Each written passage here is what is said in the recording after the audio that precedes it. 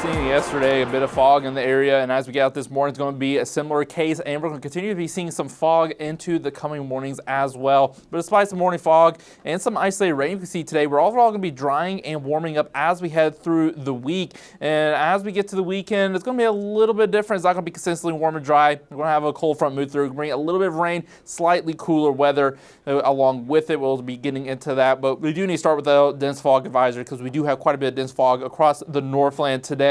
And you can see for almost all the Northland outside the UP, we have dense fog advisories going until 11 a.m. And it's not just going to be today where you have to be worried about some of the dense fog. As we get later on today, obviously we're going to be seeing that fog burn off. We'll see that clearing. So we'll get a bit of sunshine as well. But look at this. That fog that's over Lake Superior will start to spill out over once the sun starts to go on down. And we'll have more fog tomorrow morning as well to keep an eye on. And it looks like we're going to have some fog potentially on Thursday morning as well. It's going to be gradually improving, but fog is going to want to be sticking around, at least in the morning hours moving forward. And one of the reasons why is because, well, we have a good amount of moisture. Dew points at the 50s, so not extremely high, but plenty of moisture for fog to develop in the morning. And probably even more importantly, we have this high pressure system making its way on in, which is going to be allowing for that fog to develop. High pressure is very important. When you have a low pressure system, you have that vertical mixing, which is not really good for fog formation. Those high pressure really helps with that. But of course, this high pressure system is going to do a lot more than just bring some fog. It's really going to dictate our weather going over the coming week.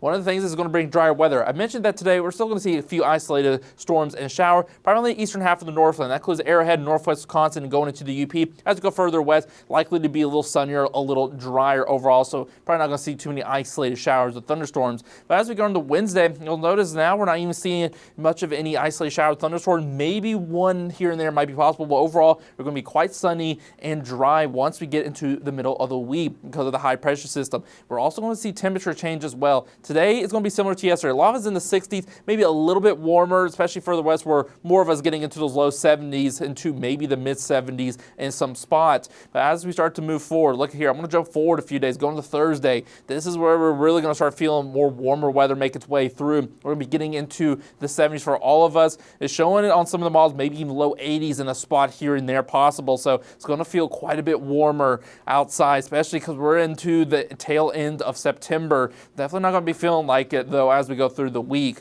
And it puts us at around 10 to 15 degrees above average once we do get to Thursday. And we're going to see a bit of a drop down once we get into Friday and Saturday. So they're going to be still above average, but not quite much above average with those temperatures. But then we're overall still going to be warm as we continue to pull out going forward. So it's not just this week. It looks like the rest of September is going to be on the warm side, as I've probably mentioned earlier in the past from the Climate Prediction Center.